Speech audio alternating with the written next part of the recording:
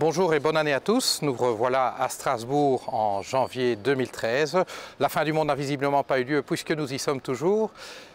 Qu'est-ce qui s'est passé cette session-ci? Je vais simplement relever un point, c'est un point sur les agences de notation. Alors, qui sont ces agences de notation? C'est principalement trois sociétés privées qui, dans le monde, se chargent d'évaluer la solvabilité des emprunteurs. Alors ces emprunteurs, ça peut être des entreprises, ça peut être bien sûr des États, et on en a beaucoup parlé des agences de notation. Rappelez-vous, 2008, la crise financière, une série de produits financiers émis principalement par des banques américaines autour du marché immobilier américain et cotés par ces agences de notation comme étant irréprochables, sans risque, s'effondrent suite à l'effondrement de la bulle immobilière américaine. Et on découvre donc que ce qui était coté, ce qu'on appelait AAA, c'est-à-dire la meilleure cote possible, se révélait être du papier sans valeur. D'où évidemment une indignation légitime à la fois des acteurs économiques et encore plus du grand public à l'égard de ces agences de notation. Indignation qui s'aggrave encore au fil de la crise lorsque ces agences de notation commencent à coter la solvabilité des États. Des États qui, en Europe, se sont largement portés garants de leur secteur financier et par là même ont aggravé leur endettement. Aggravant leur endettement, ils rendent leur solvabilité, leur crédibilité sur les marchés moins assurée, ce qui est reflété immédiatement par ces agences de notation qui, alors de manière intempestive, décident de dégrader qui la France, qui l'Italie, qui la Grèce, la Belgique, le Portugal et que sais-je encore. De sorte qu'il reste d'ailleurs aujourd'hui que très peu d'États qui jouissent de la cote maximale en Europe. On pense bien sûr à l'Allemagne, on pense aux Pays-Bas, à la Finlande, mais au-delà de ça, il n'y en a plus beaucoup. Alors, il faut savoir qu'avant la crise financière, il n'y avait absolument aucune réglementation touchant les agences de notation. Et nous avons adopté cette semaine-ci le troisième texte, il y en a deux qui ont été adoptés depuis le début de la crise, le troisième texte portant sur ces agences de notation. Alors, bonne nouvelle, la Commission européenne, le Parlement, le Conseil veulent réguler les agences de notation. Mauvaise nouvelle, les problèmes fondamentaux de ces agences de notation ne sont toujours pas résolus. Le texte adopté cette semaine-ci empêchera désormais les agences de notation de coter intempestivement les dettes publiques et donc elles ne pourront le faire qu'à 3 fois par an, à des dates prévues d'avance et qui seront toujours fixées dès vendredi après la fermeture des marchés. Donc il ne sera plus question d'avoir par surprise Moody's, Standard & Poor's ou Fitch, ce sont ces trois agences, qui décident non seulement de dégrader par exemple la cote de la France, mais en plus de ça, d'assortir leur dégradation de commentaires, de recommandations de nature politique. Et typiquement, il faudrait par exemple que la France flexibilise son marché du travail. Il n'est pas question que des entreprises privées s'érigent en gouvernement bis. On sait déjà que les banques ont une furieuse tendance à le faire. Les agences de notation, c'est encore pire et donc il leur sera désormais interdit d'assortir leurs cotations de recommandations de nature politique. Alors, il y a d'autres dispositions qui ont été mises dans ce texte, notamment une responsabilité plus importante des agences de notation qui pourront être attaquées par leurs clients si elles ont induit des décisions d'investissement ou de désinvestissement de la part de ses clients qui se sont avérées mal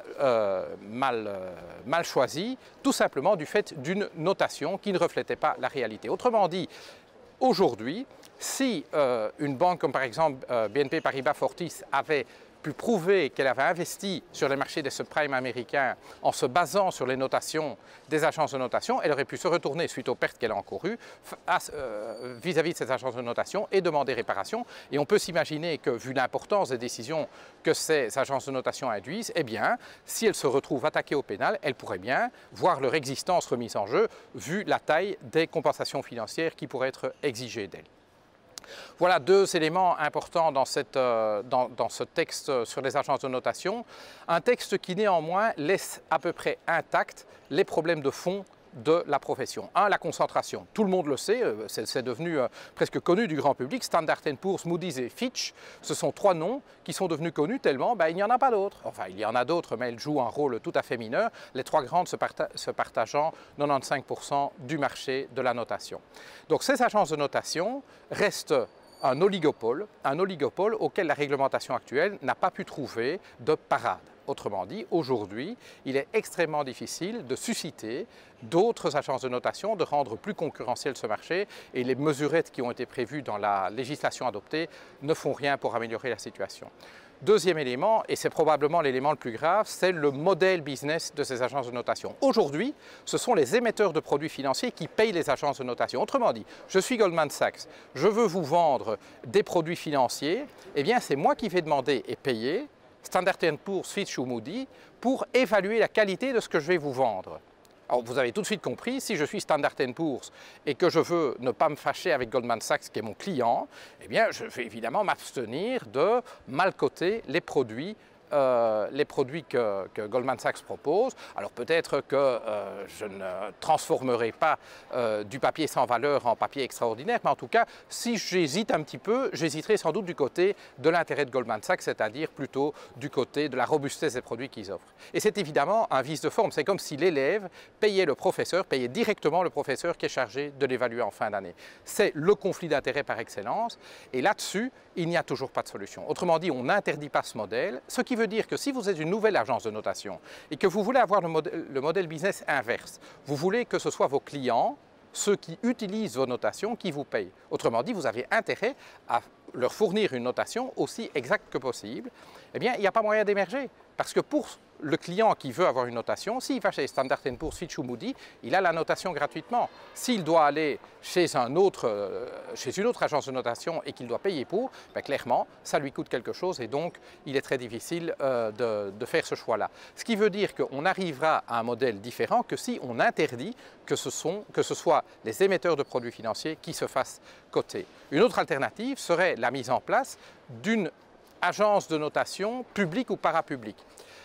Quelle est l'idée? L'idée, c'est que l'évaluation du risque financier est devenue un bien commun. C'est-à-dire que l'importance de ces évaluations est colossale à la fois dans les marchés financiers, mais aussi dans la législation, et j'y reviendrai dans un instant. Et donc, c'est un bien public. Et si c'est un bien public, il doit être assuré par une entité indépendante, mais qui assure l'intérêt public.